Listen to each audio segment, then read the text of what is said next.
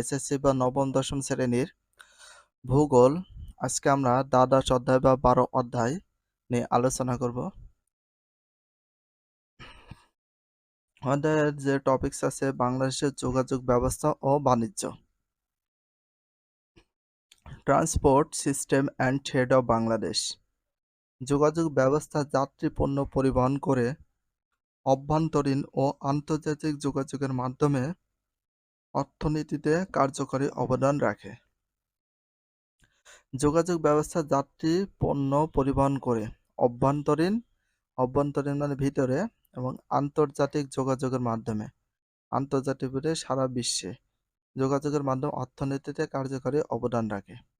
সেটা কিসের কারণে হয়? অর্থনীতিতে অবদানটা রাখে যোগাযোগ ব্যবস্থা কিসের কারণে হয়? যোগাযোগ ব্যবস্থা যাত্রী পণ্য পরিবহন করে তাহলে কি ব্যবস্থা যাত্রী পণ্য পরিবহন করে অভ্যন্তরীণ আন্তর্জাতিক যোগাযোগের মাধ্যমে অর্থনীতিতে কার্যকরী অবদান রাখে যোগাযোগ ব্যবস্থা। তাহলে যোগাযোগ ব্যবস্থা যাত্রী পণ্য পরিবহন করে অভ্যন্তরীণ আন্তর্জাতিক যোগাযোগের মাধ্যমে কি কার্যকরী অবদান রাখে? অর্থনীতিতে কার্যকরী অবদান রাখে। কিসে? অর্থনীতিতে। দেশের এক স্থান থেকে অন্য স্থানে কাঁচামাল, লোকজনের নিয়মিত চলাচল, উৎপাদিত দ্রব্যের সুষ্ঠু বাজারজাতকরণ, উৎপাদনের উপকরণসমূহ গতিশীল বৃদ্ধি, দ্রব্যমূল্যের স্থিতিশীলতা আনয়ন প্রভৃতি ক্ষেত্রে যোগাযোগ গুরুত্বপূর্ণ ভূমিকা পালন করে থাকে। সব ক্ষেত্রে কিন্তু যোগাযোগ গুরুত্বপূর্ণ ভূমিকা পালন করে থাকে। এই যোগাযোগ ব্যবস্থা প্রভাবিত করে বাণিজ্যকে। তাহলে বাণিজ্যকে প্রভাবিত করে কোনটা? যোগাযোগ ব্যবস্থা। তাহলে যোগাযোগ ব্যবস্থা প্রভাবিত করে কোনটাকে? বাণিজ্যকে। তাহলে যোগাযোগ ব্যবস্থা প্রভাবিত করে কাকে? বাণিজ্যকে। বাণিজ্যকে প্রভাবিত করে কোনটা? যোগাযোগ ব্যবস্থা। তারপরে বাণিজ্য দেশের অর্থনীতিতে গুরুত্বপূর্ণ অংশ, যা কিছু শিল্প প্রভৃতির ভারসাম্য আনে।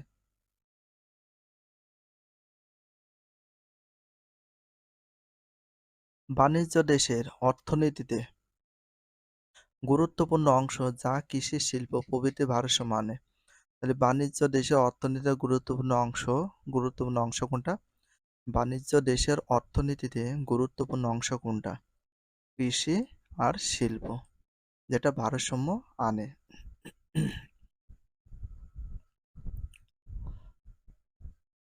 এই অধ্যায় শেষে আমরা যা শিখবো, বাংলাদেশের যোগাযোগ ব্যবস্থার যে পিকচারগুলো দেখলে এই অধ্যায় শেষে আমরা শিখবো বাংলাদেশের সড়ক পথ, রেলপথ, নৌপথ, আকাশপথে বর্ণনা করতে পারবো।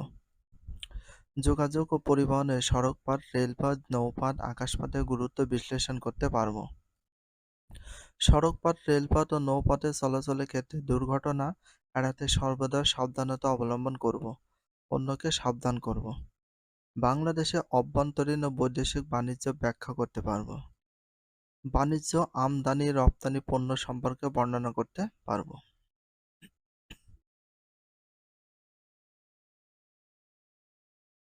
পরিবহন ব্যবস্থা, ট্রান্সপোর্ট সিস্টেম। পরিবহন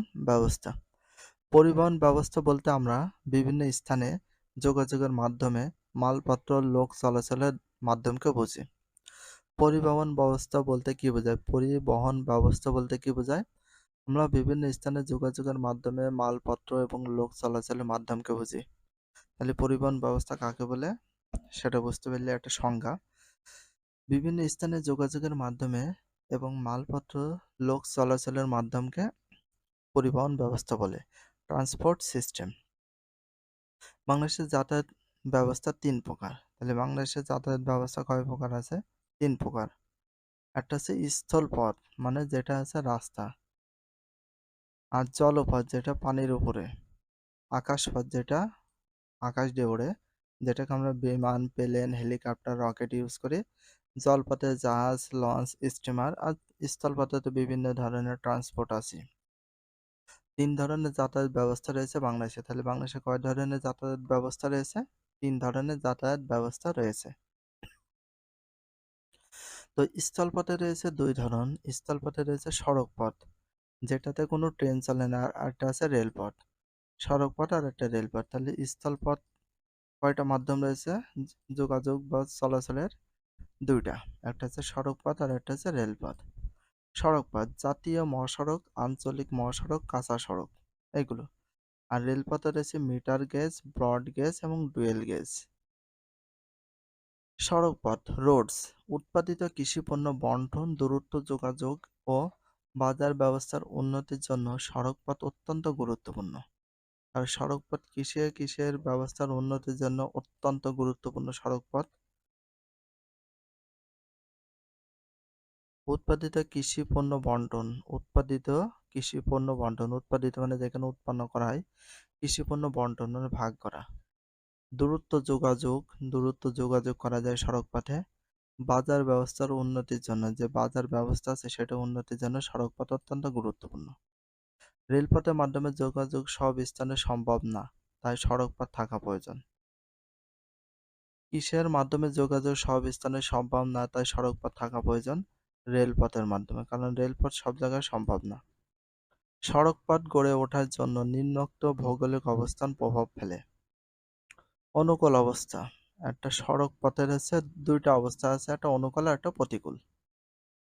সড়ক পথের অনুকূল অবস্থা আছে এবং প্রতিকূল অবস্থা আছে। তাহলে সড়ক পথের কয়টা অবস্থা রয়েছে? দুইটা, একটা অনুকূল আর একটা প্রতিকূল।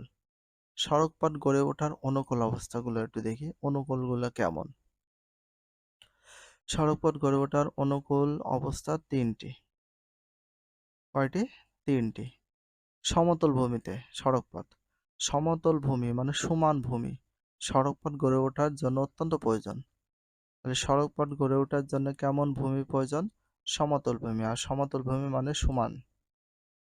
এই জন্য ঢাকা, খুলনা, চট্টগ্রাম, সিলেট অঞ্চলে অনেক সড়কপথ গড়ে উঠেছে। মৃত্তিকার গঠন মানে মাটির গঠন। মৃত্তিকার বুনন যদি স্থায়ী বা মজবুত হয় তবে বৃষ্টিতে কম ক্ষয় হয়। শক্ত মৃত্তিকার উপর সড়কপথ গড়ে উঠলে তা স্থায়ী হয়। তাহলে কোন মৃত্তিকার উপর সড়কপথ গড়ে উঠলে তা স্থায়ী? শক্ত মৃত্তিকার উপর। তো মৃত্তিকা মানে মাটি বা জমি। সমুদ্রের অবস্থান বা শিল্পক্ষেত্রের অবস্থান। সমুদ্রের উপকূল বন্দরে গড়ে ওঠে। সমুদ্র উপকূল বন্দরে গড়ে ওঠে। উপকূলে বন্দরে গড়ে ওঠে সমুদ্র। সমুদ্র উপকূল অঞ্চল বন্দরে গড়ে ওঠে। বন্দর ও শিল্পক্ষেত্রকে কেন্দ্র করে অনেক সড়কপথ গড়ে ওঠে। এই জন্য মংলা, চট্টগ্রাম অন্যান্য শিল্প অঞ্চল সড়কপথে গড়ে উঠেছে। মংলা আছে, চট্টগ্রাম আছে এবং অন্যান্য শিল্প। সড়কপথ গড়ে ওঠার প্রতিকূল অবস্থাটা দেখি। প্রতিকূল, অনুকূল গেল, প্রতিকূল। বন্ধুর ভূপ্রকৃতি, উঁচু নিচু ও বন্ধুর প্রকৃতির ভূমিরূপের জন্য পার্বত্য এলাকায় সড়ক পথ নির্মাণ করা অত্যন্ত ব্যয়বহুল ও কষ্টসাধ্য।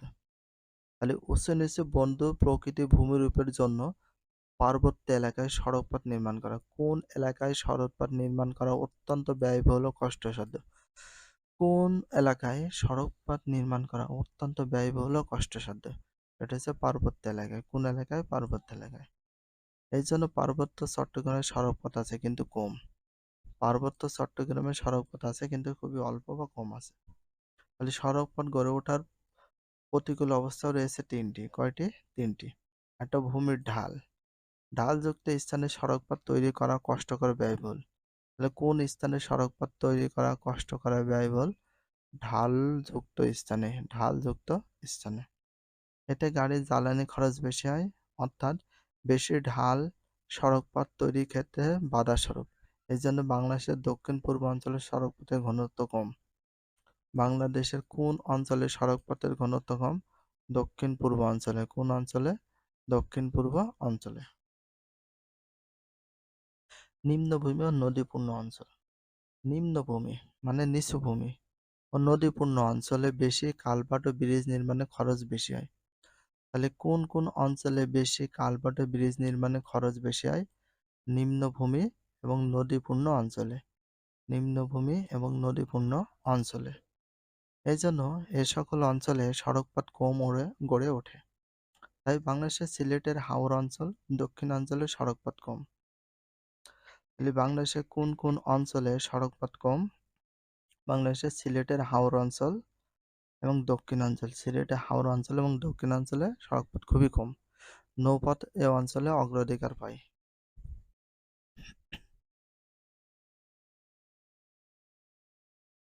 বাংলাদেশের সড়কপথগুলো বসতির বিন্যাসের উপর নির্ভর করে অপরিকল্পিতভাবে গড়ে উঠেছে। তাহলে বাংলাদেশে কোন পথগুলো বসতি বিন্যাসের উপর নির্ভর করে অপরিকল্পিতভাবে গড়ে উঠেছে? সড়ক পথগুলো। কোন পথগুলো? সড়ক পথগুলো। অধিকাংশ সড়ক স্থানীয় যোগাযোগ রক্ষার জন্য রেলপথ, নৌপথের পরিপূরক হিসেবে নির্মিত হয়েছে। সাধারণত কাঁচা সড়কগুলোকেই উন্নত করে পাকা সড়ক করা হয়। সড়ক ও জনপথ। সড়ক এবং জনপথ অধিদপ্তর রিপোর্ট অনুযায়ী বিভিন্ন শ্রেণীর সড়ক পথের পরিমাণ নিম্নে সারণীতে দেখানো হলো। সড়ক ও জনপথে অধিদপ্তর অধীনে বিভিন্ন শ্রেণীর সড়ক পথ। সাল, এটা হচ্ছে সাল। এখানে 2014 সাল, 2018, 19। জাতীয় মহাসড়ক কিলোমিটার 3544 কিলোমিটার হয় 2014 সালে নির্মাণ হয় বা তৈরি হয়। আর 2018 সালে হয় হচ্ছে 3813। জাতীয় মহাসড়ক বা কিলোমিটার হয় 3906। আঞ্চলিক মহাসড়ক 4278, 4247, 4483। জেলা সড়ক কিলোমিটার 2014 সালে 13659। জেলা সড়ক কিলোমিটার 18 সালে হয় 13242, 19 সালে হয় 13207। মোট 2014 সালে 21482 কিলোমিটার, 2018 সালে হয় 21302 কিলোমিটার, 2019 সালে হয় 21596 কিলোমিটার মোট সড়ক পথ বা জনপথ নির্মাণ হয় বা তৈরি হয়।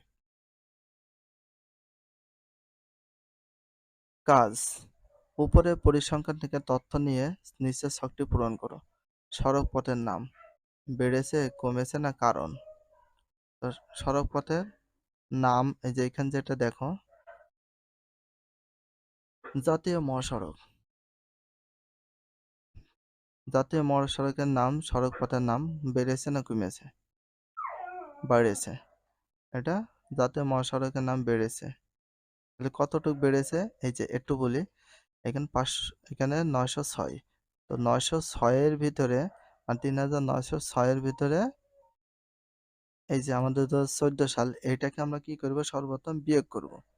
বিয়োগ করে যা হবে সেটাই কিন্তু হয়ে যাবে আমাদের কি, যে বেড়েছে। কত কিলোমিটার বেড়েছে সেটা কিন্তু তোমাদের উল্লেখ করতে হবে।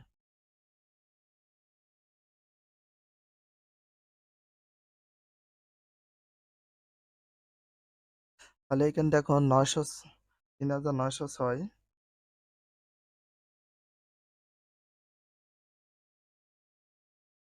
তাহলে 906 এর ভিতরে 544 যদি আমরা মাইনাস করি তাহলে কত আসে? 362। তাহলে 362 জাতীয় মহাসড়ক 362 কিলোমিটার বাড়িয়েছে। আর কমেছে, কমেছে কতটুক? এখানে আসলে কমেছে, বাড়িয়েছে কিন্তু কমেনি, 0। কারণ জাতীয় মহাসড়কে এত কিলোমিটার থেকে এত কিলোমিটার বেড়েছে, কারণ জনসংখ্যার পরিমাণ বৃদ্ধি পেয়েছে, এই জন্য রাস্তাঘাটও বৃদ্ধি পেয়েছে, সেটা কিন্তু মূল কারণ। আঞ্চলিক মহাসড়ক, আঞ্চলিক মহাসড়ক ছিল 2004 4278, এখন হয়েছে 4483। তার মানে এটা কি বাড়িয়েছে? ছিল প্রথমে 4278, 4247 ছিল, তার মানে অবশ্যই বাড়িয়েছে। কত বাড়িয়েছে? এখান থেকে এই পর্যন্ত এটা রয়েছে দূরত্ব বা বাড়ার বিষয়টা কত? 483। তো আমরা এখানে মাইনাস করে দেবো। 483-র ভিতরে আমরা মাইনাস করবো হচ্ছে 278। 278 মাইনাস করলে হয় 205। তার মানে এটা হচ্ছে, এটা বেড়েছে 205। আমরা কিন্তু ডিস্টেন্স করছি 14 থেকে 19 সালেরটা। জেলা সড়ক, তো জেলা সড়ক দেখো বাড়িয়েছে নাকি? 21, দেখো 13,659, 13,207 হয়েছে। তার মানে এইটা আমাদের কি হয়েছে? অবশ্যই কমেছে। আর কতটুকু কমেছে সেটা আমাদের মাইনাস করে দেখতে হবে, কতটুকু কমেছে। কমেছে মাত্র 452, তার মানে এটা হচ্ছে কমেছে 452 কিলোমিটার কমেছে, আগের তুলনায় কমেছে, তৈরি করার পরিমাণটা কমেছে। তো এখানে কারণ হচ্ছে একটাই, জনসংখ্যা বৃদ্ধি পাওয়ার কারণে এগুলো মন করে বেড়েছে। শখটা কিন্তু মূল বিষয় না, তোমাদের রিডিংগুলো ভালো করে পড়তে হবে যাতে সবকিছু কাজে লাগে।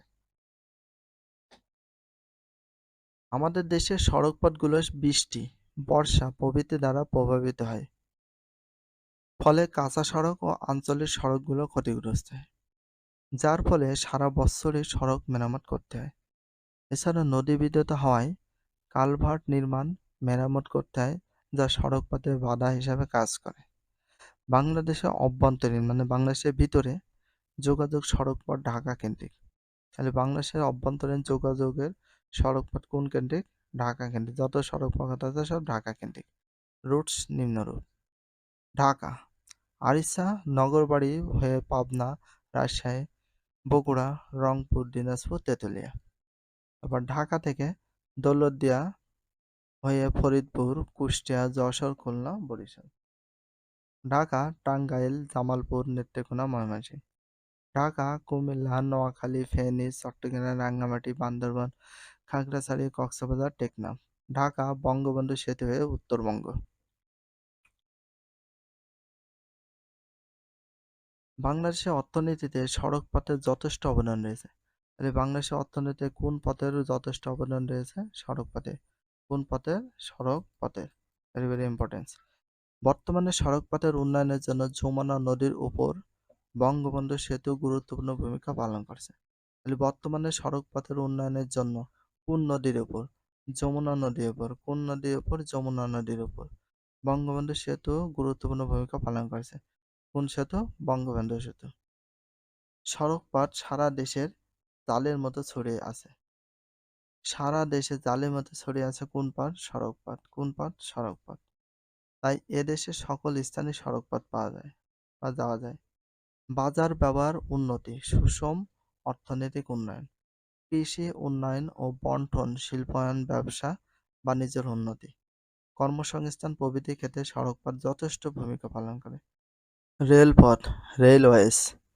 বাংলাদেশ রেলপথের পরিমাণ অল্প হলেও ভারী দ্রব্য পরিবহন, শিল্প, কৃষিজ দ্রব্য, শ্রমিক পরিবহন প্রভৃতি ক্ষেত্রে গুরুত্বপূর্ণ ভূমিকা পালন করছে। বাংলাদেশের রেলপথ পরিমাণ অল্প হলেও ভারী দ্রব্য পরিবহন, শিল্প, কৃষিজ দ্রব্য, শ্রমিক পরিবহন প্রভৃতি ক্ষেত্রে গুরুত্বপূর্ণ ভূমিকা পালন করছে। এটা দেশের প্রধান বন্দর। এটা দেশের প্রধান বন্দর, শহর, বাণিজ্য, শিল্প কেন্দ্রের সঙ্গে সংযোগ সাধন করে। তাহলে এটা দেশের প্রধান বন্দর, শহর, বাণিজ্য, শিল্প কেন্দ্রের সঙ্গে সংযোগ সাধন করে। বাংলাদেশের রেলপথ তিন ধরনের। বাংলাদেশের রেলপথ কয় ধরনের? তিন ধরনের। একটা হচ্ছে মিটার গেজ, একটা ব্রড গেজ, আর একটা হচ্ছে ডুয়েল গেজ। তো এই বিষয়টা তোমাদের খুব ভালো করে জানতে হবে কোনটা কেমন। ব্রড গেজ রেলপথ যমুনা নদীর পশ্চিম অংশে রাজশাহী খুলনা বিভাগে 659 কিলোমিটার। তাহলে 659 কিলোমিটার রেলপথ রয়েছে যমুনা নদীর পশ্চিম অংশে রাজশাহী খুলনা বিভাগের। যমুনা নদীর পশ্চিম অংশে, যমুনা নদী আছে তার পাশে ও পশ্চিম অংশে রয়েছে, তার সাথে রয়েছে এটা রাজশাহী এবং খুলনায় বিভাগে রয়েছে, যেটা হচ্ছে broad gauge. Dual gauge, dual gauge রেলপথ জামতৈল থেকে জয়দেবপুর পর্যন্ত 375 কিলোমিটার। 375 কিলোমিটার রয়েছে ডুয়েল গেজ। ডুয়েল গেজ রেলপথে কত কিলোমিটার পর্যন্ত বিস্তৃত? 375 কিলোমিটার জামতৈল থেকে জয়দেবপুর পর্যন্ত। আর মিটার গেজ রেলপথ যমুনা নদীর পূর্ব অংশ ঢাকা, চট্টগ্রাম, সিলেট বিভাগে 1843 কিলোমিটার পর্যন্ত বিস্তৃত রয়েছে। তাহলে এটা কত কিলোমিটার? Metre gauge 1843। কোন নদীর তীরে? যমুনা নদীর তীরে। কোন অংশে? পূর্ব অংশ ঢাকা, চট্টগ্রাম, সিলেট। পূর্বাংশ ঢাকা, চট্টগ্রাম, সিলেট এই বিভাগে রয়েছে। রেলপথ সব স্থানে কি গড়ে উঠতে পারে? ভৌগোলিক কিছু উপাদান রেলপথ গড়ে ওঠাকে প্রভাবিত করে। রেলপথ গড়ে ওঠার অনুকূল অবস্থান: সমতল ভূমি লাগে, সমুদ্রের অবস্থান, সমতল ভূমি রেলপথ নির্মাণের জন্য সুবিধাজনক। কেমন ভূমি রেলপথ নির্মাণের জন্য সুবিধাজনক? সমতল ভূমি। কেমন ভূমি? সমতল ভূমি। Very very important. এতে খরচ কম হয় ও সহজে নির্মাণ করা যায়। বাংলাদেশের বেশিরভাগ অঞ্চল সমতল, মানে সমান। তাহলে বাংলাদেশের বেশিরভাগ অঞ্চল কেমন? সমতল অঞ্চল। বেশিরভাগ অঞ্চলে সমতল। এজন্য এজন্য পাহাড়ি বনাঞ্চল ও জলাভূমি ছাড়া প্রায় সব স্থানে রেলপথ গড়ে উঠেছে। সমুদ্র উপকূল অঞ্চলে বন্দর গড়ে ওঠে। তাহলে কোন অঞ্চলে বন্দর গড়ে ওঠে? সমুদ্র উপকূল অঞ্চলে। কোন অঞ্চলে?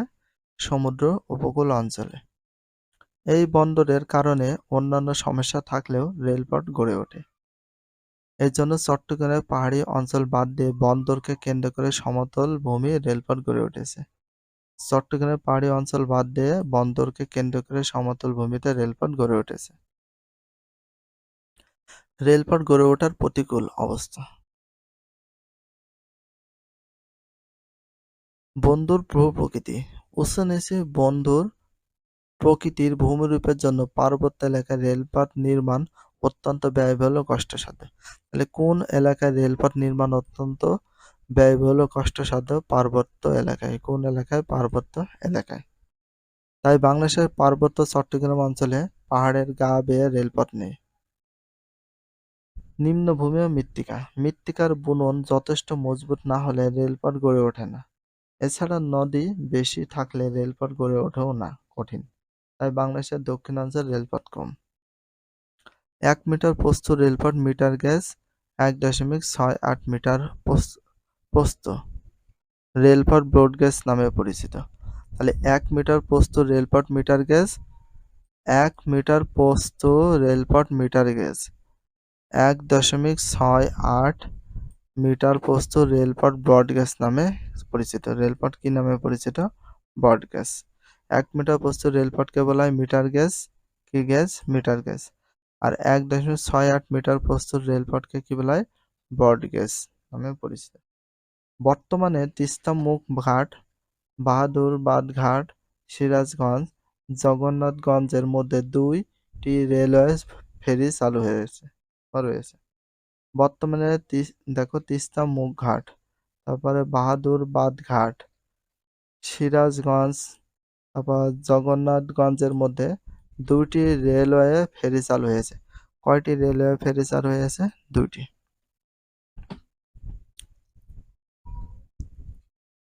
ঢাকা কমলাপুর দেশের বৃহত্তম রেল স্টেশন। ঢাকা দেশের বৃহত্তম রেল স্টেশন কোনটি? ঢাকার কমলাপুর। কোনটি? ঢাকার Kamalapur. Very very important, best of important. দেশের বৃহত্তম রেল স্টেশন কোনটি? ঢাকার কমলাপুর। ঢাকা থেকে দেশের প্রায় সকল গুরুত্বপূর্ণ শহরে রেল যোগে যাতায়াত করা যায়। বাংলাদেশে সর্বমোট ৪৭৪টি রেল স্টেশন আছে। তাহলে বাংলাদেশে সর্বমোট কয়টি রেল স্টেশন আছে? ৪৭৪টি। ৪৭৪টি। বাংলাদেশের পরিসংখ্যান পকেট বুক ২০১৭ সারণী ৮.০৮ কৃষিপণ্য বাজারজাতকরণ, কাঁচামাল ও জনসাধারণের নিয়মিত চলাচল, উৎপাদিত পণ্যের বাজারজাতকরণ, শ্রমিক স্থানান্তর, কর্মসংস্থান তথা বাংলাদেশের সুষম অর্থনৈতিক উন্নয়ন পুনর্গঠনে রেল গুরুত্বপূর্ণ ভূমিকা পালন করছে।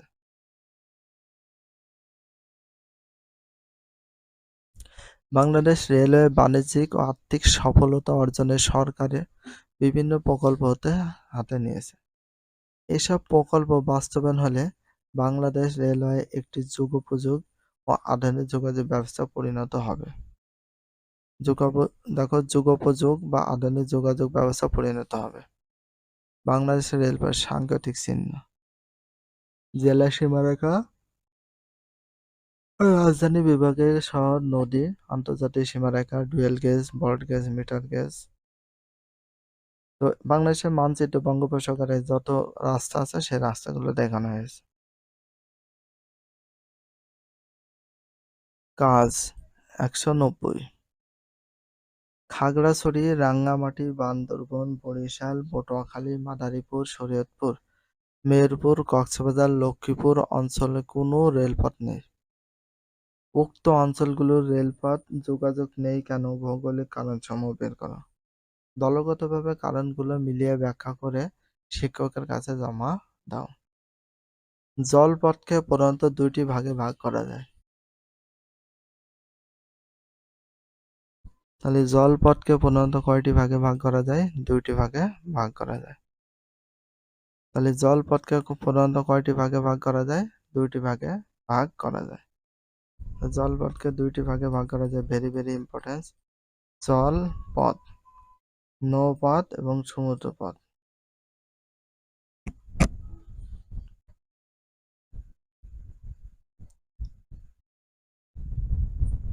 নদীমাতৃক বাংলাদেশের সর্বত্র নৌ-জালের মতো ছড়িয়ে আছে। তাহলে নদীমাতৃক বাংলাদেশ, বাংলাদেশ কি মাতৃক দেশ?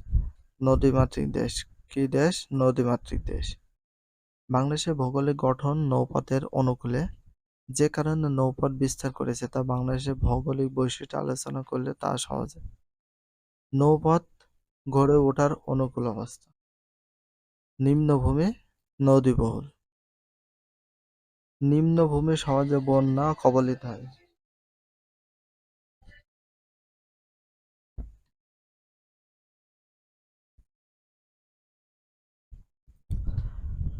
তাহলে নৌপথে গড়ে ওঠার অনুকূল অবস্থা, নিম্নভূমি আছে আর আছে নদীবহুল অঞ্চল আছে। তো একটু দেখি, নৌপথ গড়ে ওঠার অনুকূল ব্যবস্থা, নিম্নভূমি, নদীবহুল অঞ্চল। নিম্নভূমি সহজে বন্যা কবলিত হয়, ফলে সড়কপথ ও রেলপথ গড়ে উঠতে পারে না। এই জন্য সিলেট অঞ্চলে হাওর, দক্ষিণাঞ্চলে ফরিদপুর, ভোলা, মাদারীপুর, বরিশাল অঞ্চলে নৌপথ প্রধান যোগাযোগ ব্যবস্থা। কোন কোন অঞ্চলে যোগাযোগ ব্যবস্থা নৌপথ? সিলেট অঞ্চলে হাওর, সিলেট অঞ্চলে যে হাওর আছে, দক্ষিণাঞ্চলে ফরিদপুর, ভোলা, মাদারীপুর, বরিশাল অঞ্চলে নৌপথ প্রধান যোগাযোগ ব্যবস্থা এটা। নদীবহুল অঞ্চলের ভিতরে দেখো, স্বাভাবিকভাবে নদীবহুল অঞ্চলে সড়ক, রেলপথ যোগাযোগ সহজে গড়ে ওঠে না, ফলে বাংলাদেশের দক্ষিণাঞ্চলে নৌপথ বেশি ব্যবহৃত হয়। বাংলাদেশের কোন অঞ্চলে নৌপথই বেশি ব্যবহৃত হয়? দক্ষিণ অঞ্চলে। এটা ভেরি ভেরি ইম্পর্টেন্ট। বাংলাদেশের কোন অঞ্চলে নৌপথই বেশি ব্যবহৃত হয়? বাংলাদেশের কোন অঞ্চলে সবচেয়ে বেশি ব্যবহৃত হয়? কোনটা? নৌপথই বেশি ব্যবহৃত হয়। নৌপথ বাংলাদেশের সুলভ পরিবহন ও যাতায়াত ব্যবস্থা। নৌপথ বাংলাদেশের সুলভ পরিবহন ও যাতায়াত ব্যবস্থা। তাহলে বাংলাদেশের সুলভ পরিবহন ও যাতায়াত ব্যবস্থা কোনটা? নৌপথ। বাংলাদেশের সুলভ পরিবহন ও যাতায়াত ব্যবস্থা কোনটা? নৌপথ। বাংলাদেশের সুলভ পরিবহন ও যাতায়াত ব্যবস্থা কোনটা? নৌপথ। অসংখ্য নদী ও খাল-বিলের সমন্বয়ে গঠিত প্রায় ৮,৪০০ কিলোমিটার দীর্ঘ অভ্যন্তরীণ নাব্য জলপথ আছে। অসংখ্য নদী ও খাল-বিলের সমন্বয়ে গঠিত প্রায়, অসংখ্য নদী ও খাল-বিলের সমন্বয়ে গঠিত প্রায় কত? ৮,৪০০ কিলোমিটার দীর্ঘ অভ্যন্তরীণ নাব্য জলপথ আছে। ৮,৪০০ কিলোমিটার, ৮,৪০০ কিলোমিটার। এর মধ্যে প্রায় ৫,৪০০ কিলোমিটার সারা বছর নৌ চলাচলের উপযুক্ত থাকে। এর মধ্যে সারা বছর কত কিলোমিটার নৌ চলাচলের উপযুক্ত থাকে? ৫,৪০০ কিলোমিটার সারা বছর সবসময়। আর অবশিষ্ট যে ৩,০০০ কিলোমিটার শুধু বর্ষাকালে ব্যবহার করা হয়। তাহলে বর্ষাকালে, শুধুমাত্র বর্ষাকালে ব্যবহার করা হয় কত কিলোমিটার নৌপথ? ৩০০ কিলোমিটার। কত কিলোমিটার? ৩০০ কিলোমিটার। দেশের দক্ষিণ ও পূর্ব অঞ্চলের নদীগুলো নৌ চলাচলের জন্য বেশি উপযোগী। দেশের কোন অঞ্চল? দক্ষিণ ও পূর্ব অঞ্চলে। দেশের দক্ষিণ ও পূর্ব অঞ্চলের নদীগুলো নৌ চলাচলের জন্য বেশি উপযোগী। দক্ষিণাঞ্চলও রয়েছে এবং পূর্বাঞ্চলও রয়েছে। বর্তমানে বাংলাদেশের নৌ পরিবহন সামগ্রিক অবস্থা নিম্নরূপ। সামগ্রিক অবস্থা: লঞ্চঘাট ৩৮০টি, ফেরিঘাট ৫৩টি। সামগ্রিক অবস্থা রয়েছে ৩৮০টি, লঞ্চঘাট, ফেরিঘাট রয়েছে ৫৩টি। টোটাল কত হচ্ছে? টোটাল হচ্ছে ৪৩৩টি। টোটাল সামগ্রিক অবস্থায় লঞ্চ এবং ফেরিঘাট মিলে 400 কথায় 33টি রয়েছে। লঞ্চ ঘাট রয়েছে 380টি, ফেরিঘাট রয়েছে 53টি। সাল অভ্যন্তরীণ নৌ পরিবহন আয় কোটি টাকায় কোটি টাকায় ব্যবস্থা করা হয়েছে। অভ্যন্তরীণ মানে ভিতরে, দেশের ভিতরে নৌ পরিবহনে আয় হয়েছে 2013 থেকে 14 সালে হয়েছে 320 কোটি, 320.04 কোটি।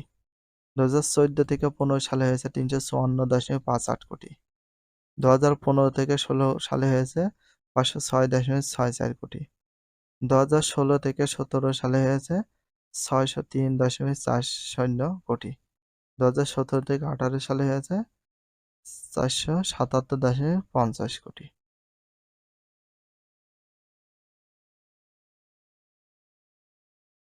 বাংলাদেশের যোগাযোগ ব্যবস্থা বাণিজ্য নদী বন্দর রিভার ফোর্টস।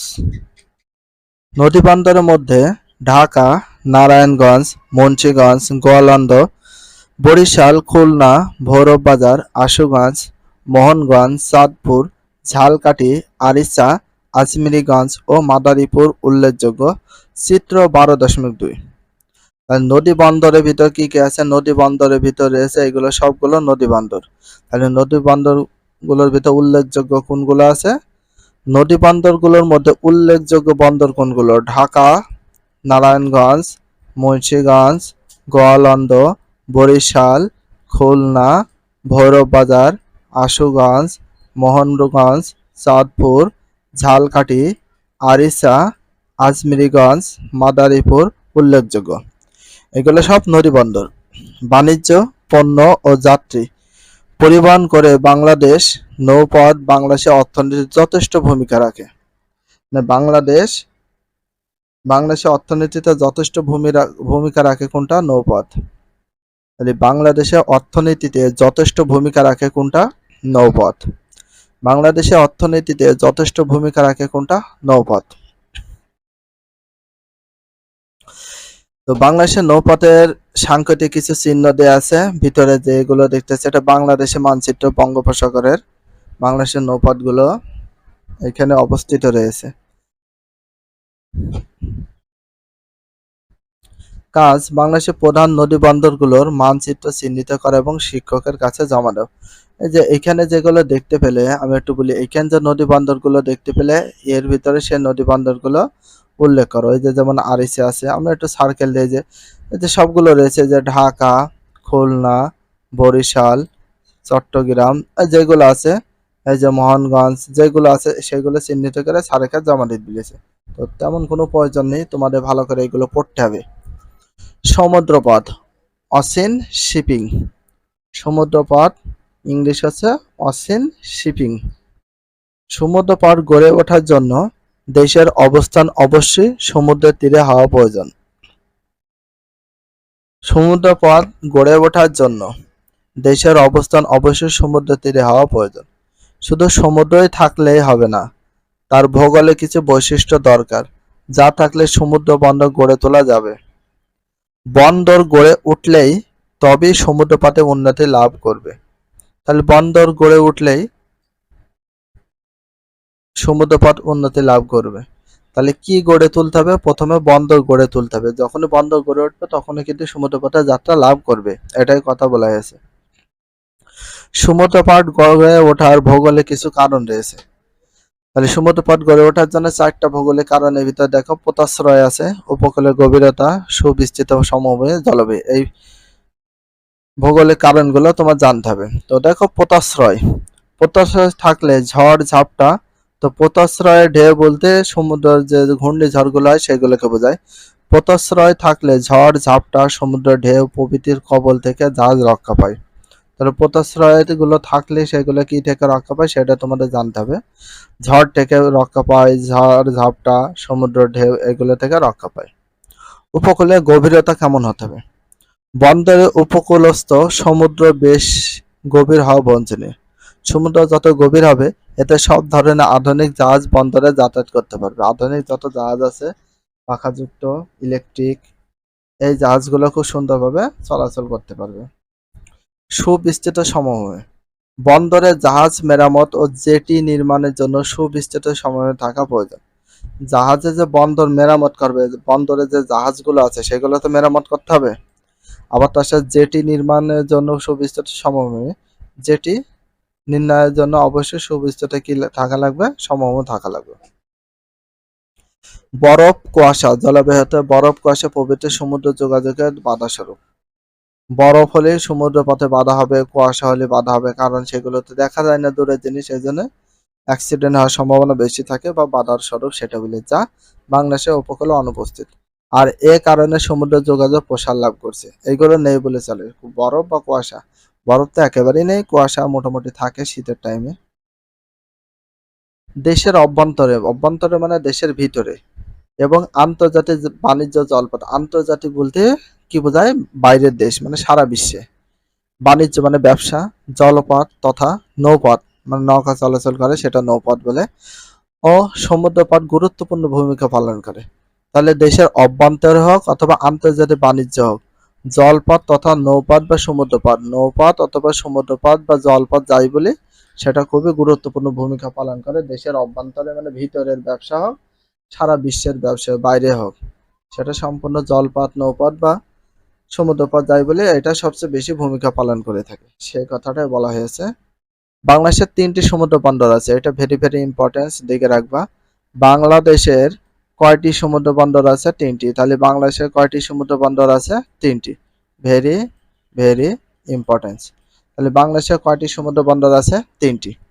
বাংলাদেশে কয়টি সমুদ্র বন্দর আছে? 3টি। একটা চট্টগ্রাম, মংলা আর পায়রা বন্দর, এটা ভেরি ভেরি ইম্পর্টেন্স, মেমোরাইজ করে ফেলবা। তাহলে বাংলাদেশে কয়টি সমুদ্র বন্দর আছে? 3টি। তার ভিতরে 3টি সমুদ্র বন্দরের ভিতরে কি কি আছে? চট্টগ্রাম, মংলা, পায়রা বন্দর। চট্টগ্রাম বন্দর দিয়ে দেশের মোট আমদানি প্রায় 85% হয়। কোন বন্দর দিয়ে দেশের মোট আমদানি প্রায় 85% হয়? এটা হচ্ছে চট্টগ্রাম বন্দর। তাহলে চট্টগ্রাম বন্দর দিয়ে দেশের মোট আমদানি প্রায় কত শতাংশ হয়? 85%। এবং রপ্তানি হয় 80%, বাণিজ্য সম্পন্ন হয়। এবং কোন বন্দর দিয়ে দেশের মোট রপ্তানি হয় 80% বাণিজ্য? সেটা হচ্ছে চট্টগ্রাম বন্দর। চট্টগ্রাম বন্দর দিয়ে দেশের মোট রপ্তানি বাণিজ্য সম্পন্ন হয় কত শতাংশ? 80%। এটা ভেরি ভেরি ইম্পর্টেন্স, দেখে রাখো। মংলা বন্দর দিয়ে মোট রপ্তানি প্রায় 13%। তাহলে মংলা বন্দর দিয়ে রপ্তানি হয় কত শতাংশ? 13%। তাহলে মোট 13% রপ্তানি হয় কোন বন্দর দিয়ে? মংলা বন্দর। আমদানি হয় প্রায় 8%, বাণিজ্য সম্পন্ন। তাহলে মংলা বন্দর দিয়ে কত শতাংশ আমদানি করা হয়? 8%। তাহলে আমদানি 8% করা হয় কোন বন্দর দিয়ে? মংলা বন্দর দিয়ে। অর্থনৈতিক দিক থেকে অন্যান্য যোগাযোগ ব্যবস্থার চেয়ে নৌপথ সমুদ্রপথে অবদান উল্লেখযোগ্য। অর্থনৈতিক দিক থেকে অন্যান্য যোগাযোগ ব্যবস্থার চেয়ে নৌপথ মানে পানিপথ, সমুদ্রপথ এইগুলো সবচেয়ে বেশি উল্লেখযোগ্য অবদান রাখে। আকাশপথ, এয়ারওয়েজ। আকাশপথ যাত্রী চলাচল এবং পচনশীল দ্রব্য প্রেরণে আকাশপথে যথেষ্ট গুরুত্ব আছে। যুদ্ধবিগ্রহ, দুর্ভিক্ষ প্রভৃতি জাতীয় দুর্যোগের সময় আকাশপথ এক গুরুত্বপূর্ণ ভূমিকা পালন করে। বর্তমানে আকাশপথকে বাদ দিয়ে সমগ্র বিশ্বের সঙ্গে যোগাযোগ কল্পনা করা যায় না। শিক্ষা, সংস্কৃতি ক্ষেত্রে এবং আন্তর্জাতিক সম্পর্ক স্থাপনে আকাশের গুরুত্ব অপরিসীম।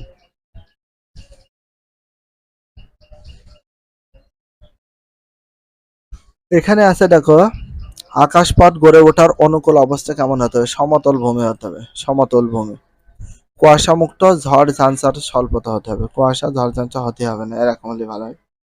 বিমান অবতরণ উড্ডয়নের জন্য পর্যাপ্ত সমতল ভূমি প্রয়োজন। বিমান যখন উড়বে সেই জমিটা, যেখানে ল্যান্ডিং করবে বা অবতরণ করবে সেই জমিটা সম্পূর্ণভাবে সমতল হতে হবে, সমান বা তেলা। কুয়াশা মুক্ত, ঝড় ঝঞ্ঝার স্বল্পতা। আকাশপথের জন্য কুয়াশা মুক্ত, ঝড় ঝঞ্ঝা মুক্ত বন্দর প্রয়োজন। হ্যাঁ, এটা অবশ্যই প্রয়োজন।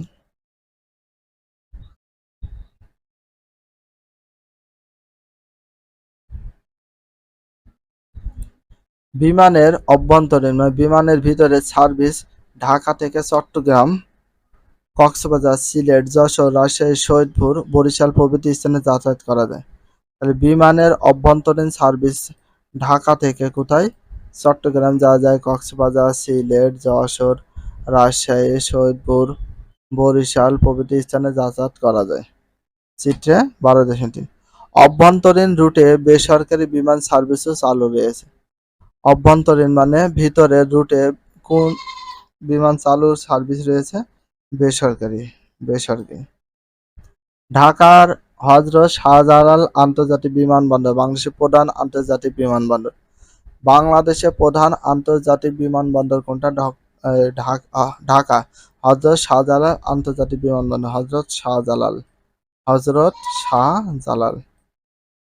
তাহলে এখানে একটা প্রশ্ন, বাংলাদেশের প্রধান আন্তর্জাতিক বিমানবন্দর কোনটা? হযরত শাহজালাল আন্তর্জাতিক বিমানবন্দর। হযরত শাহজালাল আন্তর্জাতিক বিমানবন্দর কোথায় অবস্থিত? ঢাকায়। কোথায় অবস্থিত? ঢাকায়। Very very important. এছাড়া আরো দুইটি আন্তর্জাতিক বিমানবন্দর আছে, তা হলো চট্টগ্রামের শাহ আমানত, সিলেটে ওসমানী আন্তর্জাতিক বিমানবন্দর। এছাড়া আরো দুইটি আন্তর্জাতিক বিমানবন্দর আছে। আরো কয়টি আন্তর্জাতিক বিমানবন্দর আছে? দুইটি। একটা হচ্ছে চট্টগ্রাম শাহ, আরটা চট্টগ্রাম শাহ আমানত, চট্টগ্রাম শাহ আমানত, আর সিলেট ওসমানী, সিলেট ওসমানী আন্তর্জাতিক বিমানবন্দর।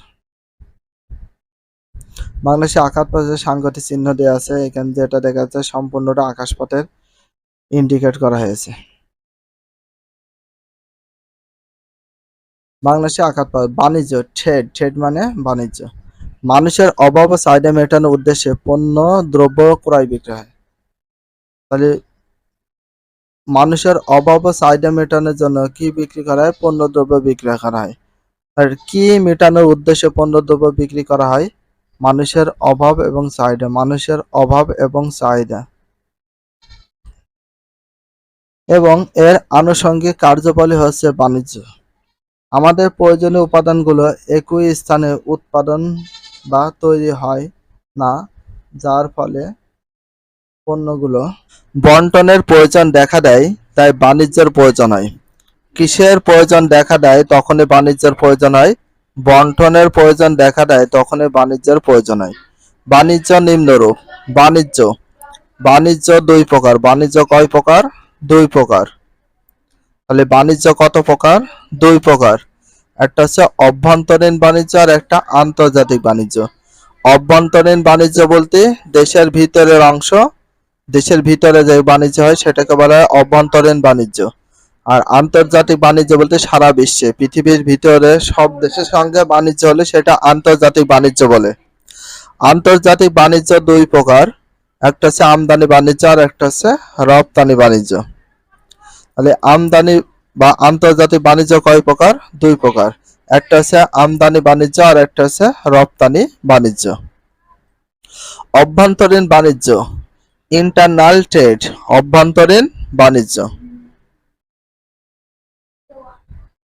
আমাদের দেশের অভ্যন্তরীণ বাণিজ্য সাধারণত গ্রাম বা হাট থেকে কাঁচামাল, খাদ্যশস্য সংগ্রহ করা হয়। তাহলে আমাদের দেশে অভ্যন্তরীণ মানে দেশের ভিতরে যেটা আছে, গ্রাম বা হাট থেকে কাঁচামাল, খাদ্যশস্য সংগ্রহ করা হয়। আর উৎপাদিত শিল্পদ্রব্য জেলা, সদর, গঞ্জ ও হাটে বন্টন করা হয়। অভ্যন্তরীণ বাণিজ্য দেশের চাহিদা ও ভোগের সমন্বয়ে ঘটে। তাহলে কোন দেশের মানে কিসের বাণিজ্য? দেশের চাহিদা ও ভোগের সমন্বয়ে ঘটে অভ্যন্তরীণ বাণিজ্য। অভ্যন্তরীণ বাণিজ্য বলতে কোনটা বোঝায়? দেশের ভিতরের অংশকে বোঝায়। দেশের ভিতর যেসব ব্যবসা বাণিজ্য করা হয় সেটাকে বোঝানো হয় অভ্যন্তরীণ বাণিজ্য।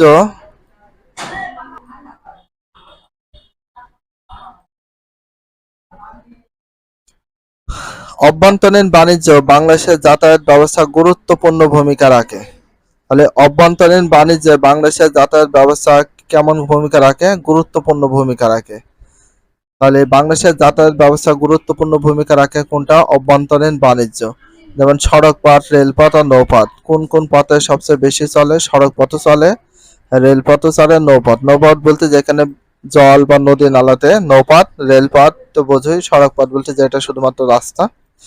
এই পথগুলো বিভিন্ন প্রকার দ্রব্য, উৎপাদিত পণ্য বাজারজাতকরণ সহজ করে।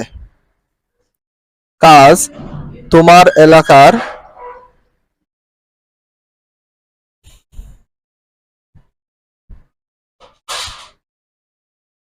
তাহলে তোমার এলাকায় বিভিন্ন দোকানে কি কি পণ্য অন্য অঞ্চল থেকে আসে এবং কোন দ্রব্য বা পণ্য অন্য অঞ্চলে বিক্রি হয়েছে তার তালিকা তৈরি করো।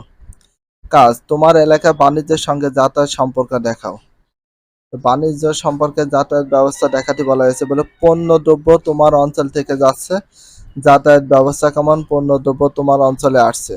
তো যাচ্ছে বলতে যেটাকে আমরা বলি রপ্তানি, আর যেটা আসছে সেটাকে বলি কি আমদানি। আর যাতায়াত ব্যবস্থাটা সে কোন কোন পথে সেটা তোমার লিখতে বলা হয়েছে। তো এখন আমি একটা বিষয় বলি, অভ্যন্তরীণ বাণিজ্যের ভিতরে যে কাঁচামাল খাদ্যশস্য সংগ্রহ করা হচ্ছে এটা অভ্যন্তরীণ বাণিজ্য করা হচ্ছে। তো তোমাদের সবসময় একটা কথাই বলি, এই যে শখ গুলো নিয়ে তোমাদের কোনো মাথা ব্যথা নেই, এরকম শখের কোনো কোশ্চেন আসবে না। এই জন্য তো আমি তোমাদের শখ গুলো পূরণ করে দিই না। অনেকে বলে যে ভাই শখগুলো পূরণ করে দেন, শখগুলো পূরণ করেন, এইগুলো তোমাদের খুব একটা গুরুত্বপূর্ণ বিষয় না। তোমাদের অবশ্যই রিডিং গুলো পড়তে হবে, প্রতিটা লাইন বুঝে পড়ার নিজের চেষ্টা করতে হবে। বাট আমি যেগুলো বেস্ট অফ ইম্পর্টেন্ট কোশ্চেন আছে সেইগুলো আমি দাইগে দেওয়ার চেষ্টা করি। কোনগুলো প্রশ্ন এবং কিভাবে পড়লে ভালো হয় নিজে নিজে প্রশ্ন করবে এবং সেগুলো নিজে নিজে কি উত্তর করবে, তাহলে সবচেয়ে বেশি মনে থাকবে। সেই বিষয় নিয়ে আমি আলোচনা করি। এই যে বৈদেশিক বাণিজ্য, ফরেন ট্রেড। তো বৈদেশিক বাণিজ্যের বিষয়টা একটু দেখো। এক সময় বাংলাদেশে বৈদেশিক বাণিজ্যের বৈশিষ্ট্য ছিল বেশিরভাগ কাঁচামাল রপ্তানি। তাহলে এখানে একটা প্রশ্ন দেখো, এক সময় বাংলাদেশে বৈদেশিক বাণিজ্যের বৈশিষ্ট্য ছিল কি কাঁচামাল রপ্তানি করা। তাহলে এটা একটা প্রশ্ন দেখো, এক সময় বাংলাদেশে বৈদেশিক বাণিজ্যের বৈশিষ্ট্য ছিল কি, বেশিরভাগ বৈশিষ্ট্য ছিল কি কাঁচামাল রপ্তানি করা। বর্তমানে আমাদের রপ্তানি প্রায় ৭৫% হচ্ছে তৈরি পোশাক আর নেটওয়ার্ক থেকে।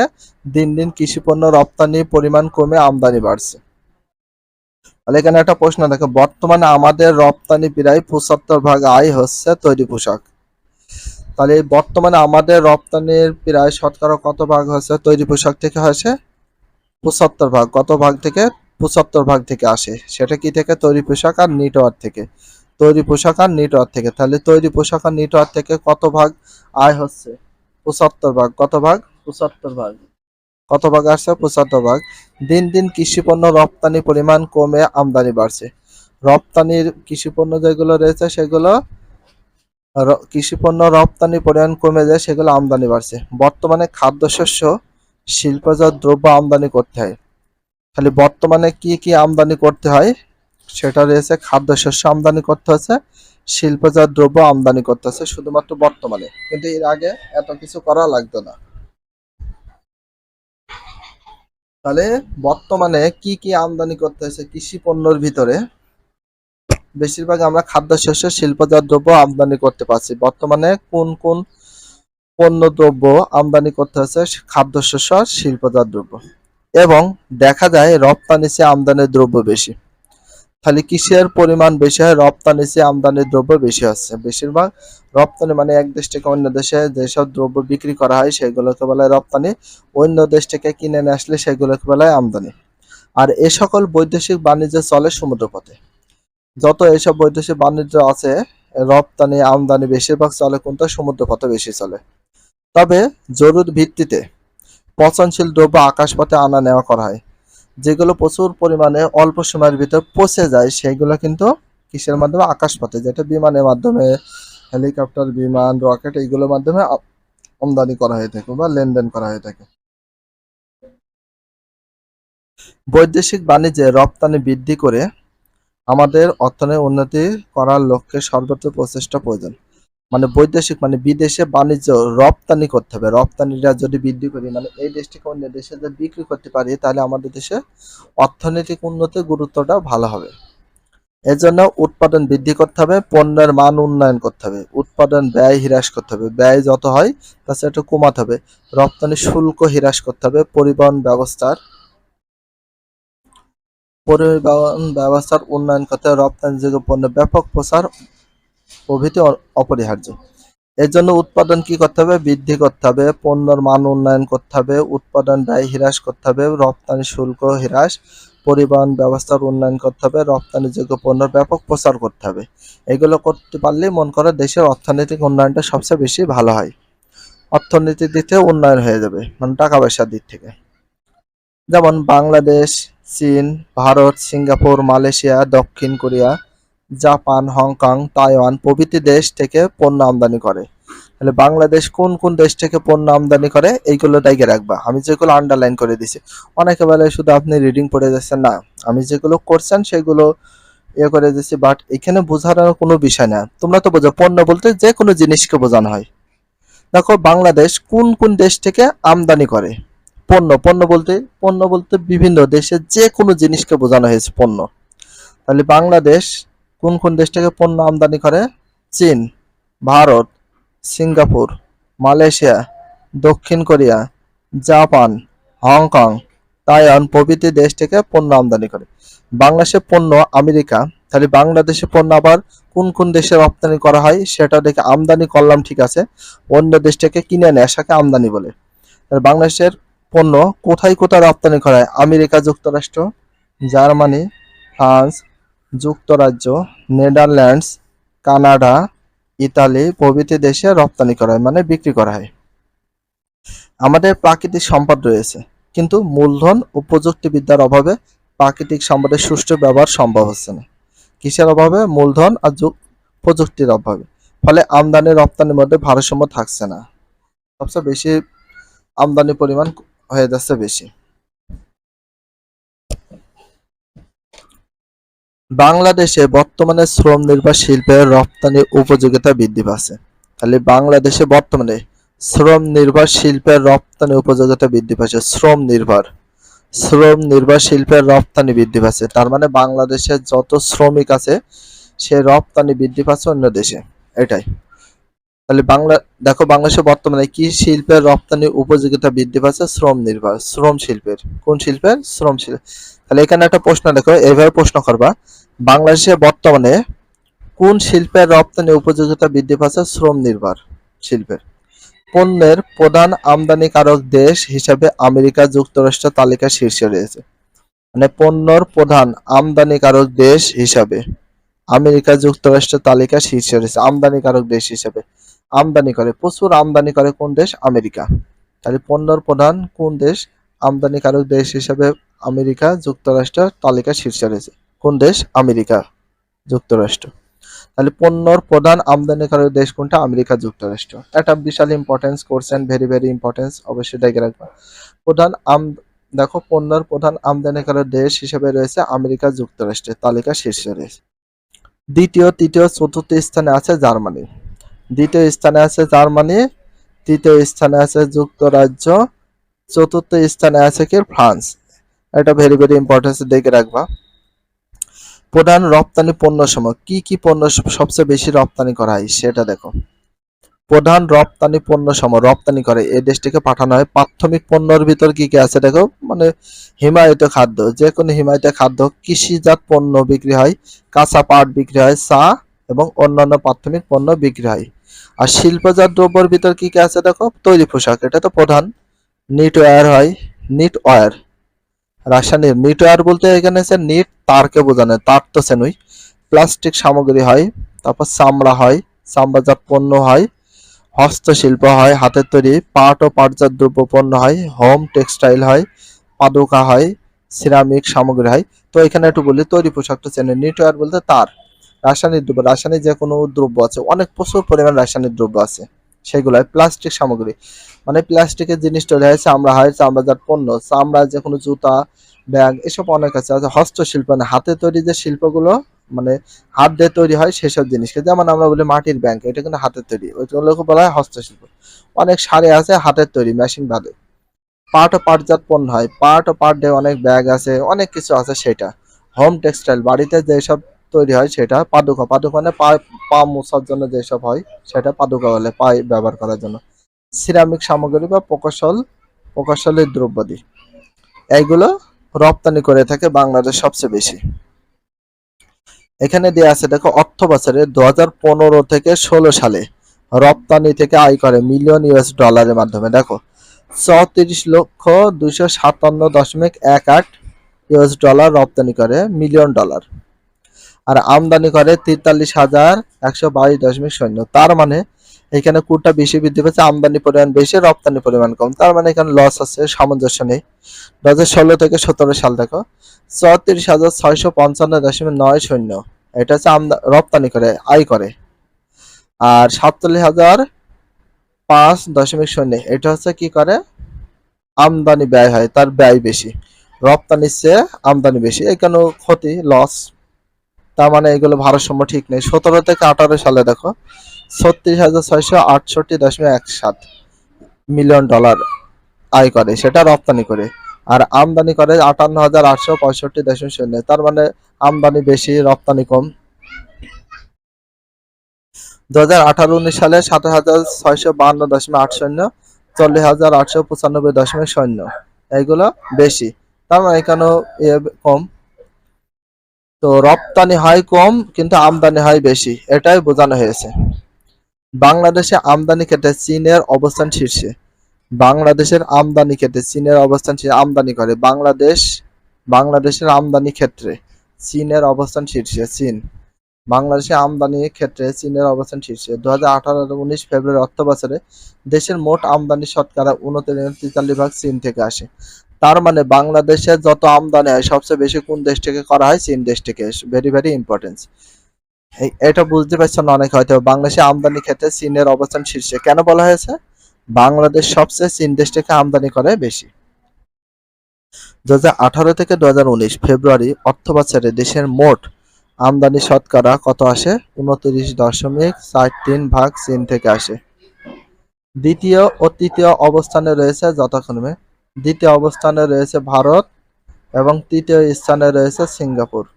দ্বিতীয় অবস্থানে রয়েছে ভারত এবং তৃতীয় অবস্থানে রয়েছে সিঙ্গাপুর। প্রধান আমদানি পণ্য সময়ের ভিতরে কি কি রয়েছে? সবচেয়ে বেশি আমদানি যেসব করা হয়, 1 নাম্বার প্রধান প্রাথমিক দ্রব্য সময়ের ভিতরে আছে, দেখো চাল আমদানি করে, গম আমদানি করা হয়, তেল বীজ আমদানি করা হয়। তেল বীজ বলতে যেসব বীজ থেকে তেল তৈরি হয়। অপরিশোধিত পেট্রোলিয়াম আমদানি করে, তুলা আমদানি করে। 2 নাম্বার প্রধান শিল্পজাত পণ্য সময়ের ভিতরে রয়েছে ভোজ্য তেল মানে খাওয়া তেল, সার, ক্লিংকার মানে পাথর, স্টেপল ফাইবার, তারপরে সুতা, এগুলো আমদানি করে। 3 নাম্বার মূলধনী দ্রব্য সমূহ আমদানি করে। 4 নাম্বার অন্যান্য পণ্য। ইপিজেড এর সহায়তায়, ইপিজেড এর পূর্ণরূপ কি? ইপিজেড, এটা এক্সপোর্ট ফিটার প্রসেসিং, জেড জন।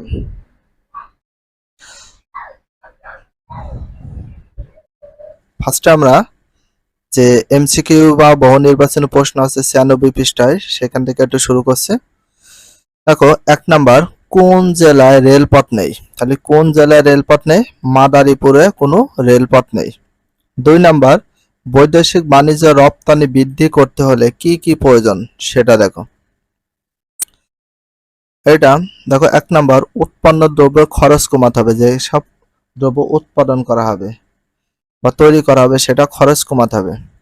3 নাম্বারে আছে দেখো দ্রব্য সামগ্রীর মানের উন্নয়ন ঘটাতে হবে। তাহলে 1 আর 3 উত্তর হবে। 3 নম্বর প্রশ্নের উত্তরটা একটু দেখি। নিচের অনুচ্ছেদটি পড়ো এবং 3 ও 4 নম্বর প্রশ্নের উত্তর দাও। জনাব রায়ান একজন কম্পিউটার ব্যবসায়ী। মুম্বাই থেকে প্রতি বছর তিনি কম্পিউটার আমদানি করেন। 3 নাম্বার জনাব রায়ান কোন পথে কম্পিউটার আমদানি করেন? সমুদ্রপথে। কোন পথে? সমুদ্রপথে। 4 নাম্বার উক্ত পথে পণ্যটি আনার সুবিধা। পরিবহন খরচ কম। পরিবহন খরচ কম হয়, আসলে হয় যন্ত্রাংশের ক্ষতির সম্ভাবনা কম। তার মানে 2 আর 3 নাম্বার অ্যান্সার হবে। তো ফার্স্টে এবার আমরা দেখব যে 97 পৃষ্ঠায়, তোমাদের 97 পৃষ্ঠায় কি আছে? সৃজনশীল কোশ্চেন। তো 1 নম্বর সৃজনশীল কোশ্চেনটা আমরা একটু পড়ে নিই কি বোঝাতে চেয়েছে।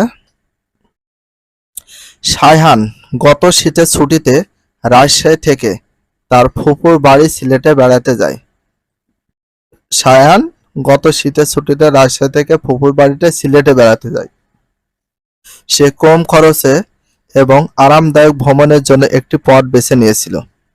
কয়েকদিন পর সেখান থেকে চট্টগ্রাম হয়ে সে খাগড়াছড়ি আলুটিলা সুড়ঙ্গ পথে দেখতে যায়। ক নাম্বার স্বল্প খরচের যোগাযোগ পথের নাম কি? তাহলে স্বল্প খরচের যোগাযোগ পথের নাম হচ্ছে নৌপথ।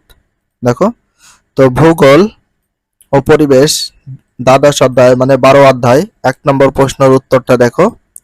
ক নাম্বার উত্তর রয়েছে স্বল্প খরচের যোগাযোগের পথের নাম হচ্ছে নৌপথ। নৌপথ মানে যেখানে পানিপথ বা নৌপথ বলে, যেখানে নদীতে অথবা লঞ্চ, স্টিমার এগুলোতে যা আসা করা যায় সেটাকে আমরা বলি নৌপথ বা নৌকার পথকে নৌপথ বলা হয়। খ নাম্বার দেখো, দেশের দক্ষিণ অঞ্চলে নৌপথ উন্নতি লাভ করার কারণ ব্যাখ্যা করো। দেশের যে দক্ষিণ অঞ্চলে নৌপথ উন্নতি লাভ করার কারণগুলো ব্যাখ্যা করতে বলছে। তো খ নাম্বার উত্তর দেখো, নদীপথ বাংলাদেশের সুলভ পরিবহন ও যাতায়াত ব্যবস্থা। বাংলাদেশের দক্ষিণ অঞ্চলে অসংখ্য নদ-নদী জালের ন্যায় ছড়িয়ে আছে। ফলে এই অঞ্চলে রাস্তাঘাট বা রেলপথ তৈরি করতে হলে প্রচুর ছোট বড় সেতু, কালভার্ট প্রভৃতি তৈরি করা প্রয়োজন, যা যথেষ্ট ব্যয়বহুল। এ কারণে আমাদের দেশের দক্ষিণ অঞ্চলে ঝালকাঠি, বরিশাল, পিরোজপুর উন্নত সড়ক ও রেল যোগাযোগ গড়ে ওঠেনি। এ কারণে স্বল্প ব্যয়ের নৌপথ ভিত্তিক যোগাযোগ ব্যবস্থা উন্নতি লাভ করছে। গ নম্বর প্রশ্নটা দেখো, সায়ানের রাজশাহী থেকে ফুপুর বাড়ি যাওয়ার পথটি মানচিত্রে নির্দেশ করো। তো সায়ানের রাজশাহী থেকে ফুপুর বাড়িতে যাওয়ার পথটি মানচিত্রে নির্দেশ করতে বলেছে। তো এখানে দেখো উদ্দীপকে গ নাম্বার উদ্দীপকে উল্লেখিত সায়ান রাজশাহী থেকে তার ফুপুর বাড়ি সিলেট কম খরচ এবং আরামদায়ক ভ্রমণ হিসেবে রেলপথ বেড়াতে যায়। কোন পথে? রেলপথে বেড়াতে যায়। তাহলে রাজশাহী থেকে সিলেট যাওয়ার পথটি নিচের মানচিত্রে উপস্থাপন করা হলো। তো রাজশাহী থেকে কোথায়? রাজশাহী থেকে সিলেট। তো রাজশাহী থেকে আমাদের রাজশাহীর রেস কোথায়? এই যে এখানে রাজশাহী থেকে, এখান থেকে এই যে সিলেট আছে। রাজশাহী থেকে সিলেটে যার মানচিত্রটা তোমাদের অবশ্যই আঁকিয়ে তোমাদের এইভাবে প্রকাশ করতে হবে। গ নম্বর প্রশ্ন অবশ্যই কিভাবে, এটা তোমাদের বইতে রয়েছে, বাট এখানে যে আনসারটা দেওয়া আছে রাজশাহী থেকে সিলেটে যার এটা উপস্থাপন করতে হবে তোমাদের লেখার মাধ্যমে, ঠিক আছে? অথবা তোমরা যদি মনে চাই তোমাদের যে শুধুমাত্র চিত্রটা আঁকে ঠিক করে দেবো, তাহলে কোনো সমস্যা নেই, চিত্রটা আঁকতে পারো। ঘ নম্বর প্রশ্নটা দেখো, সায়ানে সিলেট থেকে চট্টগ্রাম এবং চট্টগ্রাম থেকে আলুটিলা পর্যন্ত যাতায়াত ব্যবস্থা তুলনামূলক বিশ্লেষণ করো। তুলনামূলকভাবে একটা বিশ্লেষণ করতে হবে। চলো শুরু করি।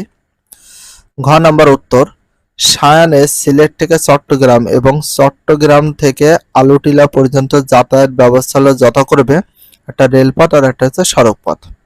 সড়ক ও রেলপথের তুলনামূলক বিশ্লেষণ নিচে তুলে ধরা হলো। ১ নম্বর দেখো, উৎপাদিত শিল্প, কৃষিপণ্য বণ্টন, দ্রুত যোগাযোগ ও বাজার ব্যবস্থার উন্নতির জন্য সড়ক পথ গুরুত্বপূর্ণ। অন্যদিকে ভারী দ্রব্য পরিবহন, শিল্প, কৃষিজাত দ্রব্য, শ্রমিক পরিবহন প্রভৃতি ক্ষেত্রে গুরুত্বপূর্ণ ভূমিকা পালন করে রেলপথ। কোন পথ? রেলপথ। ২ নাম্বার, সমতল ভূমি সড়ক ও রেলপথ উভয় গড়ে ওঠার পেছনে সক্রিয় নিয়ামক হিসেবে কাজ করে। ৩ নাম্বার, বাংলাদেশের সড়ক পথগুলো বসতি বিন্যাসের উপর নির্ভর করে অপরিকল্পিতভাবে গড়ে উঠেছে। অধিকাংশ সড়ক স্থানীয় যোগাযোগ রক্ষার জন্য রেল ও নদী পথের পরিপূরক, নদী বন্দর, রেল স্টেশনের সাথে সংযুক্ত হিসাবে নির্মিত হয়েছে।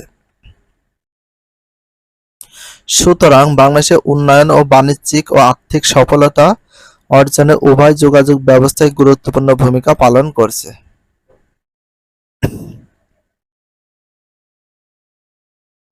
আমরা ১ নম্বর প্রশ্ন উত্তরটা দিয়ে দিলাম, বাট এবার আমরা দেখব ২ নম্বর কোশ্চেনের অ্যান্সারটা কিভাবে করা যায়। তো ফার্স্টে আমরা কি করব, যে কোশ্চেনের উদ্দীপক আছে সেটা আমরা ফার্স্টে একটু পড়ে নেব। অর্থ বছর দিয়ে দিয়েছে এখানে ২০১৫ থেকে ১৬ রপ্তানি আয়, মানে রপ্তানি করা হয় বাংলাদেশ থেকে অন্য দেশে যখন কোনো দ্রব্য মূল্য বিক্রি করা হয় সেটা হচ্ছে রপ্তানি আয় হয়, আর অন্য দেশ থেকে কিনে নিয়ে আসলে সেটা হচ্ছে আমদানি ব্যয় হয়। তাই মিলিয়ন ইউএস ডলারে বোঝানো হয়েছে, মিলিয়ন ইউএস ডলারে বোঝানো হয়েছে। এখানে দেখো ২০১৫ থেকে ১৬ সালে কি ৩৪,২৫৭.18 রপ্তানি করে এবং আমদানি করে ৪৩,১২২.০, তার মানে আমদানি ব্যয় বেশি। ২০১৬ থেকে ১৭ ৩৪,৬৫৫.৯০ এই আয় করে, আর আমদানি করে বেশি ৪৭,০০৫.০, এইগুলো আয় মানে ব্যয় করে। তাহলে ২০১৭ থেকে ১৮ সালে কি রপ্তানি আয় হয় মানে ৩৬,৬৫ 68.17, এটা হচ্ছে আয় করে। আর আমদানি করতে যায় ব্যয় করে 58,865.0। তার মানে ব্যয়ের পরিমাণ বেশি, সবগুলো ব্যয়ের পরিমাণটা বেশি, আমদানি ব্যয় বেশি। 2018 থেকে 19 সালে 27,652.80, এটা হচ্ছে রপ্তানি আয় হয়। আর ব্যয় করে 40,895.0। তার মানে ব্যয়ের পরিমাণ সব জায়গায় বেশি, আমদানি ব্যয়টা একটু বেশি। তো ক নাম্বার প্রশ্নটা একটু ফার্স্টে দেখো। ক, আমদানি বাণিজ্য কি? তো আমদানি বাণিজ্য বলতে কাকে বলে, বলতে কি বোঝায়, সংজ্ঞা চেয়েছে। আমদানি বাণিজ্য কি, চলো দেখি আমরা আমদানি বাণিজ্যর সংজ্ঞাটা আমরা একটু দেখে আসি। তো 2 নম্বর প্রশ্নের উত্তর, ক নম্বর উত্তর দেখো, দেশের চাহিদা পূরণে অন্য দেশ থেকে পণ্য সামগ্রী ক্রয় করায় আমদানি বাণিজ্য। মানে দেশের, মনে করো বাংলাদেশের চাহিদা তো পূরণ করতে হবে, সেই পূরণের জন্য অন্য দেশ থেকে যখন আমরা অন্য কোনো দ্রব্য বা পণ্য কিনে নিয়ে আসি সেটাকে বলে আমদানি বাণিজ্য। তাহলে এটা সংজ্ঞাটা সুন্দরভাবে দিয়েছে দেখো, দেশের চাহিদা পূরণে অন্য দেশ থেকে পণ্য সামগ্রী ক্রয় করাই আমদানি বাণিজ্য। তাহলে এটা সংজ্ঞা হয়ে গেল। খ নাম্বার দেখো, বৈদেশিক বাণিজ্যে হিমায়িত খাদ্য রপ্তানি সুবিধাজনক পথ কোনটি এবং কেন? বৈদেশিক বাণিজ্য কোনটি সুবিধাজনক পথ? দেখো, খ নাম্বার উত্তর, দ্রুত ডাক চলাচল ও পচনশীল দ্রব্য প্রেরণে আকাশপথের ভূমিকা গুরুত্বপূর্ণ। সবসময় পচনশীল যত দ্রব্য আছে আকাশপথে পরিবহন করাটা বেস্ট হয়। আমরা রিডিং এর ভিতরে পড়েছি, বৈদেশিক বাণিজ্যে হিমায়িত খাদ্য রপ্তানির সুবিধাজনক পথ হলো আকাশপথ। হিমায়িত খাদ্য পচনশীল বলে জরুরি ভিত্তিতে রপ্তানি প্রয়োজন হয়। এক দেশ থেকে অন্য দেশে দিয়ে আগে রপ্তানি আমরা বলে থাকি। ক নাম্বার কোশ্চেনটা দেখো, উপরের সারণীতে কোন বছর রপ্তানি আমদানি বাণিজ্যের ভারসাম্য সবচেয়ে কম ব্যাখ্যা করো। মানে উপরের সারণীতে কোন বছর রপ্তানি এবং আমদানি বাণিজ্যের ভারসাম্য সবচেয়ে কম ব্যাখ্যা করো। তো চলো দেখি, গ নাম্বার উত্তর, বাণিজ্য ভারসাম্য বলতে আমদানি ও রপ্তানি বাণিজ্যের মধ্যে ভারসাম্যতাকে বোঝায়। ভারসাম্য বলতে সমান সমান হলে সেটা ভারসাম্য বোঝা থাকে। যেমন আমরা এই যে এখানে পড়লাম কি, যে দেখো এই যে এখানে রপ্তানির চেয়ে দেখো আমদানি অনেক বেশি। এই যে এখানে ছিল দেখো 58,000, মানে রপ্তানি করে 36,000, এখানে আছে আমদানি করেছে 58,000। তার মানে ভারসাম্য সবচেয়ে মানে আকাশ পাতাল পার্থক্য মতো হয়ে যাচ্ছে, এগুলো ভারসাম্য হবে না। যদি সমান হইতো তাহলে সেটাকে বলে ভারসাম্য। উপরে সারণীতে দেখা যাচ্ছে 2018 অথবা 19 সালে সাময়িক রপ্তানি আয় ছিল 27,000, এটা হবে না কমা, 27,652.80 মিলিয়ন ডলার এবং আমদানি ব্যয় ছিল 40,895.0 মিলিয়ন ডলার। আর আমদানি রপ্তানি ব্যবধান ছিল 13,242.20 মিলিয়ন ডলার। তাহলে 2017 ও 18 সালে রপ্তানি আয় ছিল 36,668 কত 17 মিলিয়ন ডলার এবং আমদানি ব্যয় হচ্ছে 58,865.0 মিলিয়ন ডলার। তাহলে আমদানি রপ্তানি আয়ের ব্যবধান আছে 22,196.83 মিলিয়ন ডলার। তো এইভাবে আমরা লিখতে পারবো, ওইগুলোর আমরা পার্থক্য লিখবো। ঠিক আছে, আমরা উদ্দীপকে যেটা পেয়েছি ওইটা সম্পূর্ণ পার্থক্য লিখলে তোমাদের অ্যান্সারটা হয়ে যাবে। 2016 থেকে 17 সালে রপ্তানি আয় ছিল 34,655.9 মিলিয়ন ডলার আর আমদানি ব্যয় হয় 47,5.0 মিলিয়ন ডলার। আর রপ্তানি ও আমদানি ব্যয়ের ব্যবধান হচ্ছে 12,349.1 মিলিয়ন ডলার। তার মানে এখানে আমরা যেটা দেখতে পাচ্ছি এটার পার্থক্য যদি করে ফেলি তাহলে আমাদের গ নম্বর প্রশ্নের উত্তরটা হয়ে যাবে। তাহলে বুঝতে পেরেছো, 2015 থেকে 16 সালে রপ্তানি আয় এবং আমদানি ব্যয়ের ব্যবধান ছিল কত, দেখো 8,864.82 মিলিয়ন ইউএস ডলার। 2019 থেকে 2015 সাল পর্যন্ত আমদানি রপ্তানি থেকে দেখা যায় সাময়িক হিসাব হওয়া সত্ত্বেও 2018-19 সালে বাণিজ্য ব্যবধান 13,242.20 মিলিয়ন ডলার মার্কিন ডলার। আমদানি ও রপ্তানি আয়ের এত বিশাল ব্যবধান থেকে বোঝা যায় যে 2018-2019 অর্থবছরের বাণিজ্য ভারসাম্যতা সবচেয়ে কম ছিল। দেখো, ঘ নম্বর প্রশ্ন, উল্লেখিত সারণী বিশ্লেষণ করে বাংলাদেশের ভবিষ্যৎ অর্থনৈতিক উন্নয়ন সম্পর্কে তোমার মতামত উপস্থাপন করো। ভবিষ্যৎ সম্পর্কে। তো ঘ নম্বর উত্তর, উপরে সারণী বিশ্লেষণ করলে দেখা যায় 2018 অথবা 19 সালে রপ্তানি আয় আমদানি ব্যয়ের ব্যবধান ছিল 13,242.20 মিলিয়ন মার্কিন ডলার। 2017 থেকে 2018 সালে রপ্তানি আয় ও আমদানি ব্যয়ের ব্যবধান ছিল 22,196.83 মিলিয়ন মার্কিন ডলার। 2016 থেকে 2017, 2015 থেকে 2016 সালের আমদানি ব্যয় রপ্তানি ব্যয়ের ব্যবধান ছিল ততক্ষণে 12,349.8, 8,864.82 মিলিয়ন ডলার। উক্ত তথ্য বিশ্লেষণ করলে দেখা যায় দেশের রপ্তানি আয় ও আমদানি ব্যয়ের ব্যবধান রয়েছে। ফলে আমদানি ও রপ্তানি বাণিজ্যে ভারসাম্য থাকছে না। আমদানি ও রপ্তানির মধ্যে ভারসাম্য না থাকলে দেশের উন্নয়ন সম্ভব নয়। ভারসাম্য বলতে দুটাই সমান হলে সমস্যা নেই, কিন্তু রপ্তানির পরিমাণটা যদি একটু বেশি হতো তাহলে সবচেয়ে বেশি লাভ হতো। কারণ বিভিন্ন পণ্য রপ্তানি করে যে বৈদেশিক মুদ্রা অর্জন করা হচ্ছে তা আমদানি ব্যয়ে খরচ হয়ে যাচ্ছে বেশি, ফলে বৈদেশিক মুদ্রার রিজার্ভ কমে যাচ্ছে। তবে 2016-2017 সালে রপ্তানি আমদানি ব্যয়ের ব্যবধান কমে এসেছে। আমদানি রপ্তানির ব্যবধান কমিয়ে আনতে পারলে বাণিজ্য ভারসাম্য রক্ষা পাবে এবং দেশের সার্বিক উন্নতি সাধিত হবে। তো যাই হোক, আমরা 96 এবং 97 পৃষ্ঠায় যে প্রশ্নগুলো ছিল সেগুলো তোমাদেরকে উত্তর করে দেখে দিলাম। ভিডিওটি এখানে শেষ করছি। যদি ভিডিওটি ভালো লাগে চ্যানেলে সাবস্ক্রাইব পেজ হলে ফলো করে দিও, তার সাথে একটা লাইক এবং একটা কমেন্ট করে দিও। নেক্সট ভিডিও পাওয়ার জন্য অবশ্যই বেল আইকনটা অল করে রাখো, যাতে নিউ ভিডিও আপলোডের সাথে সাথে সর্বপ্রথম তোমাদের কাছে নোটিফিকেশনটা পৌঁছে যায়। If you love this video please subscribe my channel, like, comment, share, hit the bell icon for getting next video. So everyone take care, love you, আল্লাহ হাফেজ, বাই বাই।